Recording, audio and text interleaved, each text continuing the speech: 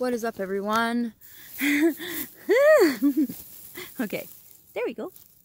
Okay, if this is your first time, welcome to my channel. Welcome back for anybody that's been following my journey for a while now. So I am here at the Tour du Port in Newfoundland, Canada. So this is a cycle race, a bicycle race, a long distance cycle race. So the riders should be out for maybe a couple hours or so, and I'm here helping out, and so I'm taking a break, doing a little bit of ukulele session in the woods. I'm literally forest bathing. Can you see this? Pretty cool, eh? So I wanted to briefly talk about why it is that I am so passionate about helping people to heal, because, you know, sometimes I mean, people look at me and I have so much enthusiasm, and they often, you know, like, I get asked a lot of questions like how and why I'm so happy all the time, and it's like, well, listen, I have been depressed before, okay? I have had major anxiety before. I've had guilt, I've had shame, I've had fear, I've experienced jealousy, rage, anger. I've experienced negative emotion in my life. And, you know, one day I just woke up and I decided that I didn't want to feel shitty anymore. I just didn't. I just was like, you know what? I didn't feel this way. I didn't always feel this way. So why am I feeling this way now? And from that moment, I began a healing journey within myself. This was around the time that I was diagnosed with PTSD after my open heart surgery. It was about 3 years afterwards, I'd say. And that was a hard thing to accept, that, like, I guess, like, sometimes I think as humans, what we do is that we have this tendency to get comfortable feeling shitty. And I often wonder why we do that. Because the truth is, we can all be happier than we are in any given moment. And it's only ever us with our mindset and our perspective that keeps us locked in fear and suffering. And that's the truth. That's the truth. So it's a hard truth to accept, because then that makes you first and foremost responsible for your feelings and your emotions, and you can't blame anybody else anymore. You can't consider yourself to be a victim any longer to the way that you feel. You have to become responsible for it. But when you become responsible for the way that you feel, that's when your life begins to change, because we create our external realities with our internal selves.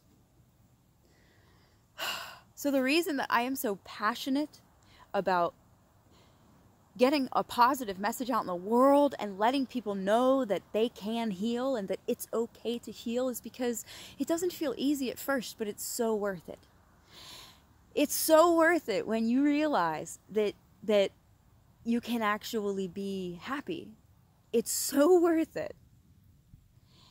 Because we always have a choice in life. We always have a choice.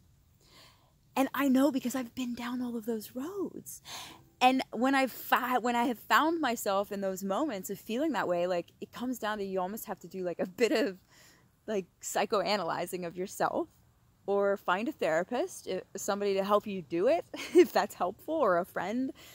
But if you really are like, this is how I feel, typically what I have found along my journey is this is when I say to myself, I don't believe that anymore. So I used this example last night in a conversation with a friend, and we were talking about the emotion of jealousy. When you have jealousy in your heart, it's because you have some sort of insecurity or fear that, say you have a jealousy in a relationship, your fear would be, oh, well, if you see somebody interacting with somebody else, your fear might be, oh, well, what if they're going to leave me? Or what if they like this person more than I do? And first of all, then you must not have a very firm foundation in your relationship. You could probably consider a bit more of a secure foundation in yourself first, and then with your partner. There's some advice for you. Secondarily, so say I was in that situation and I had a boyfriend and I was jealous because of some woman. there's nothing that say they were interacting with each other. There's nothing that they would do to make me, nobody can make you feel a certain way. Only you can make yourself feel a certain way. People said that in the States when Donald Trump was getting elected. He makes me feel this, he makes me feel that. And I was like, Donald Trump can't make me feel any way. Like, nobody can make me feel any way. That's that, like, there ain't no man can save me. There ain't no man can enslave me. There ain't no man or man that can change the shape my soul is in. There ain't nobody here who can cause me pain or raise my fear, 'cause I've got only love to share. If you're looking for the truth, I'm proof, you'll find it there. Little Abbott Brothers. But that's it. Like, if you look out at somebody else and you have jealousy or some sort of emotion, it's because you have hate in your heart. And you have to ask yourself, why do I have hate in my heart? Why? You don't even have to answer the question. You just have to say, why do I have hate in my heart? Because hate is the opposite of love. And if you genuinely love somebody, why would you feel any bit of hate or resistance towards them? Why? This is where unconditional love steps in, okay? And this is how you can raise yourself on the emotional scale. But you can't dabble in those lower negative emotions if you want to experience these feelings of ecstasy and joy and love and peace and bliss. That's how I feel. You know? Oh, I heard a great line in a song the other day. What was it? Everything is good, and I'm okay with that. Everything is good, and I'm okay with that. So often we think that we have to complain about things, or when somebody asks us how we're doing, it's like, let's play the game of who has it worse. How about let's play the game of how we can better each other's lives? Let's play the game of how are you doing and how can I help you? How are you feeling? What are you thinking about? Is there anything troubling you? The world, if the world can come together in communion with one another and connect to human beings, to connect to each other from a place of love, unconditional love, then we will be able to eliminate fear and hate. And like scarcity mindset and all of that, those are all choices. They're all choices.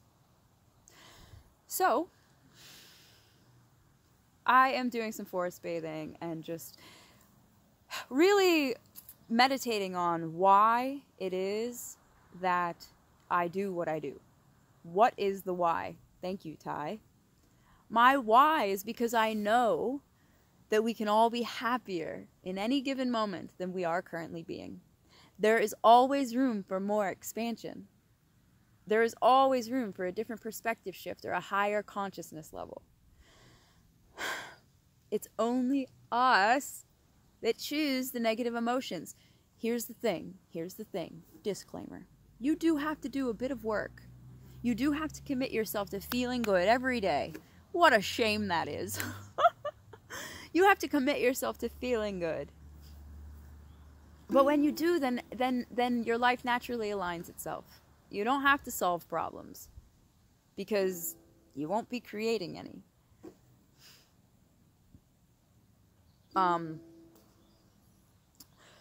Regardless of religious beliefs, I'm still going to say the next thing I'm going to say in regards to, I read this book called The Book of Truth. It's sort of a channeled text. It is a channeled text by Paul Selig.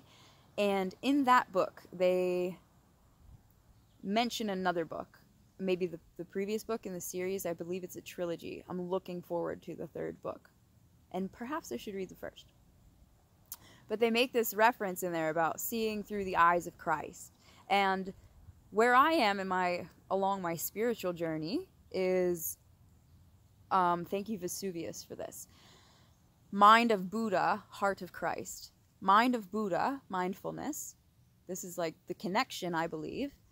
Heart of Christ, unconditional love. Like just that whole concept of like, what would Jesus do? It doesn't matter if you do or you do not believe in Jesus. Everybody knows, most people know the story of Jesus. And, you know, so often people try to like judge him too. Like, well, he probably, like, who cares, you know? He was a beautiful human being. He was a beautiful human being. And the way that he loved by the stories of his life are just like so open-hearted. The heart of Christ. That's how I believe that we can achieve these higher states of consciousness and maintain them.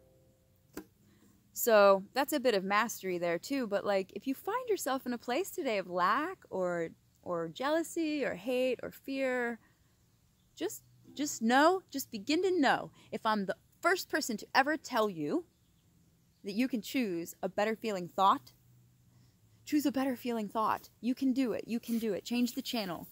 If you're struggling with something that's going on in your brain, change the channel. Think about something else. I mean it. Just try it. These are things, these are concepts. The things that I often speak of aren't, you have to do them. You have to do them and believe them to see the results. You have to believe it to see it. But you got to at least try. Or you should, because you can feel better. Your life doesn't have to suck. Things can be good, and that can be okay. And you don't have to agree with everybody, and everybody doesn't have to agree with you.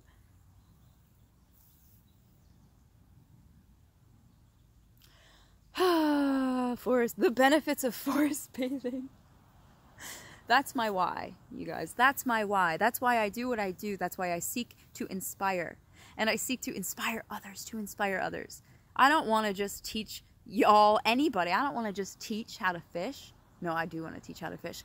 I don't want to give people fish. I want to teach people how to fish. Do you get it? Because then you feed them for a lifetime. These are things that you have to do. You can't probably watch any of my teachings and instantly, I don't know, maybe you can see the results maybe you can. But you have to put these things into practice. You have to be the change that you wish to see in the world. If everybody would just stop frickin' complaining about all the things that they think are wrong and begin doing the things that they believe to be right in their hearts, whew, we would live in a free world.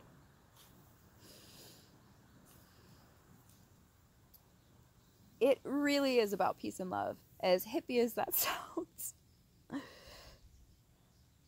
So I'm going to go check back in, see if anybody needs me or has any questions that they need to have answered. But this was good. A little respite. Forest bathing. I'm a huge advocate now. All right, well, cheerio. I hope that you guys find this message well. Please feel free to comment below and give me your thoughts on these things and tell me if you're doing these things, how they're working in your life. If you've decided to make a change, congratulations! You're on the right path! But you can never be off of your path. You're always on your path. So a bit of encouragement there for you. You can't ever get it wrong, you know. And you're never going to get it right. So in the end, I believe it's only just another beginning anyway. Namaste. My name is Meg. I will be checking in again very soon.